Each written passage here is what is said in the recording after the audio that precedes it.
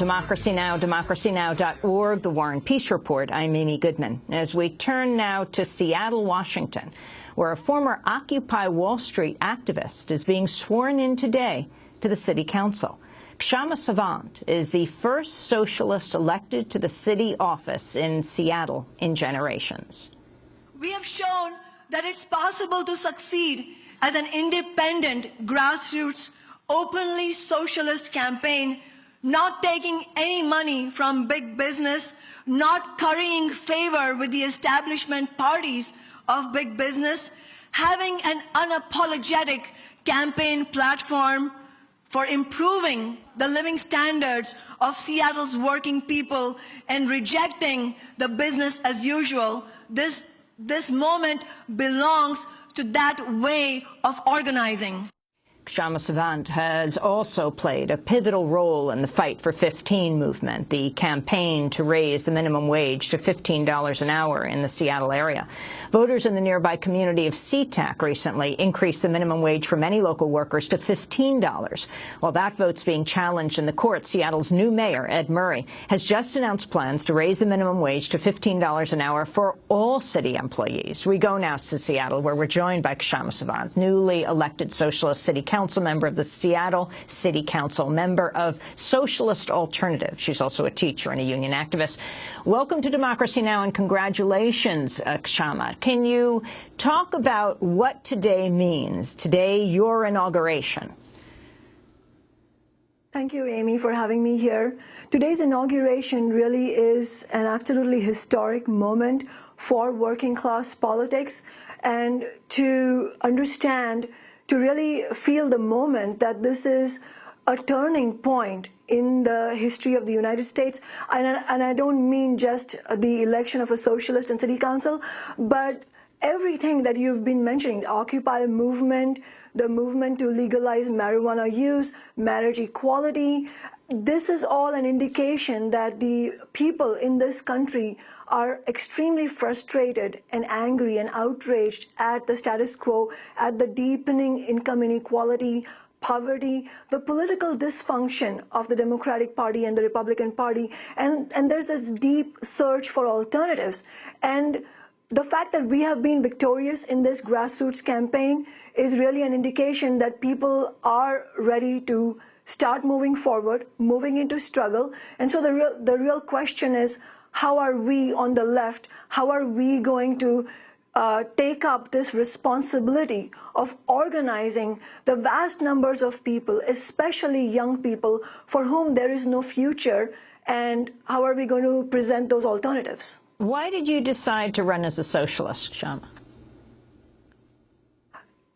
The first thing is I'm a member of Socialist Alternative, which is a nationwide organization of social and economic justice activists, and that by itself presents a really different way of organizing politics and political actions, where it is not simply up to me as some sort of superstar, but really a democratic decision among large numbers of people saying, you know, year after year, we are asked to vote for Democrats or Republicans, and nothing changes. Wall Street is making historically high profits since the recession broke out, and the burden of the recession has fallen squarely on the shoulders of ordinary working people. How do we come out of this? What is the way forward?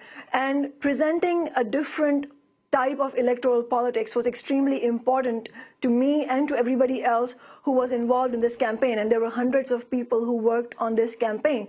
And the important thing about running as a socialist is, you know, for one, to show that there is a definite openness for clear alternatives, not only to the big business parties, but the system that they represent, the capitalist system. And if you look at recent polls, they show that people, especially young people, are much more open to socialism than you would find out from the corporate media. People are also fed up with the political dysfunction. 60% of Americans recently said that they are looking for a political alternative to the Democrats and Republicans. And, you know, everybody says, well, don't you have to vote for Democrats because otherwise the evil Republicans will come in? And, of course, it's absolutely correct that, you know, Republicans and the right wing need to be, defeated. But at the same time, it is important to recognize that the reason the right wing, the Tea Party, and the Republicans gain any sort of ascendancy over the American people is because the Democrats do not present an alternative. The Tea Party arose because of Obama's administration's failure to deal with the outrage against the bank bailouts, and the Tea Party channeled it. So really, it's up to us to present a different way of doing that, to really show that working people can fight for ourselves. It's not simply about electoral politics. The electoral arena is one avenue where we can, gain a hold, occupy the space, so to say. But really the question is, how are we going to organize overall? How are we going to have a mass movement that will challenge the status quo of capitalism? You were involved in the campaign to have the minimum wage increased to $15 an hour. I want to play highlights from news coverage of a recent march by the Fight for 15 campaign in the Seattle area. After the yes vote in CTEC, there's a lot of energy behind this cause. The cost for, basic necessities for everyday things that you need. Sometimes you just don't have enough on the wages that we make now. I'm out here for everyone. I'm out here for me, my family, my children. I'm out here for our future, all future generations. $15 an hour would change her family's life. It'll be great. Pay bills off, medical bills, go back to school. It would mean I wouldn't have to work 2 jobs. That was coverage of the whole campaign for the minimum wage to be increased to $15. You've been an integral part of that. Explain what's happened, both at CTAC and Seattle. Yes, this really started with, the growing discontent against economic inequality and the abysmal standard of living and the race to the bottom that is being meted out to the vast majority of people, especially the younger generation, low-wage workers. And as you all have covered on Democracy Now!, December 5th of 2012 was a pivotal day when fast food workers walked out in New York City, very courageously, might I say, to take a stand on $15 an hour and the right to unionize without retaliation. And that movement for $15 an hour has really captured the imagination of people all around the country. And as you mentioned, the CTAC initiative last year in 2013 went through, people voted in a majority to give $15 an hour to all the workers there, especially the airport workers. And in Seattle, our campaign, Socialist Alternatives campaign, has been campaigning for day one for $15 an hour for all workers in Seattle. We've also been campaigning for affordable housing and for taxing the wealthy to provide funding for transit and education.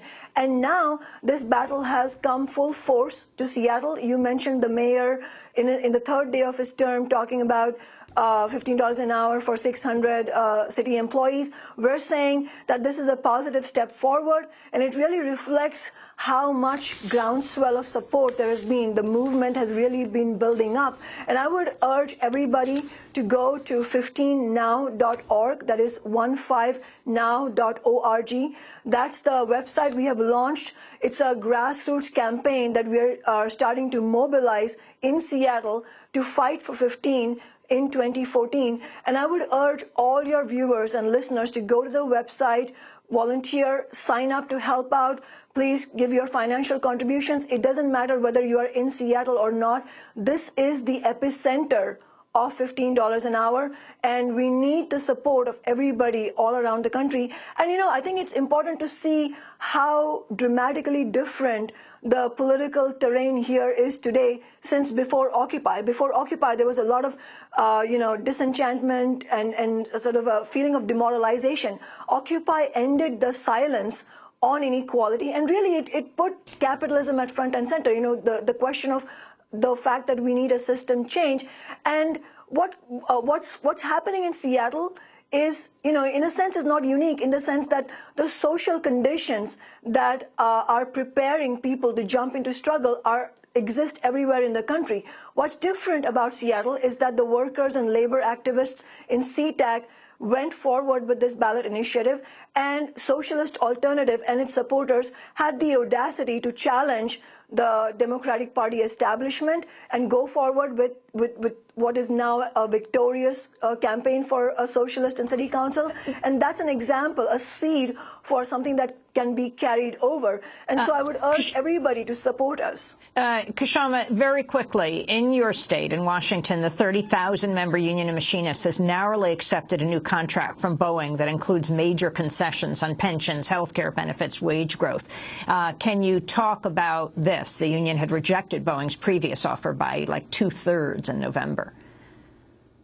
Yes, and in fact, for people who have been following the news, you will know that Boeing workers, the workers in the state of Washington, have been extremely courageous, and we've been in solidarity with them in rejecting the really this is economic blackmail by the Boeing CEOs, and they have extracted tens of billions of dollars of subsidies from the state. And this is yet another example of why we need an alternative to the Democrats and Republicans. You know, the Democrats have colluded as much as the Republicans in the state legislature, totally sold out the Boeing workers and urging them to accept this really this real assault on their living standards. Washington approved the largest corporate tax break by a state to a single corporation in U.S. history. That's quite astounding. Yes, finally, what would you say, Kshama, to people who want to run on a third-party platform like you did as a socialist? I would say that it is very possible. There is an openness. And in fact, I would go farther than that. I would say, look at our campaign. Look at Lorain County, Ohio, where 24 labor activists were elected on independent left labor ticket, not Democrats or Republicans.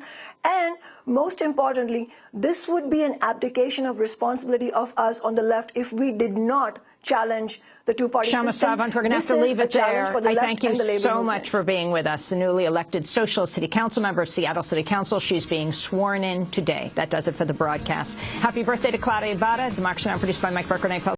I'm Amy Goodman. Thanks so much for watching this report from Democracy Now!, your daily independent global grassroots news hour. We don't accept advertising or corporate funding, but rather rely on donations from viewers like you. Please make your contribution by visiting democracynow.org today.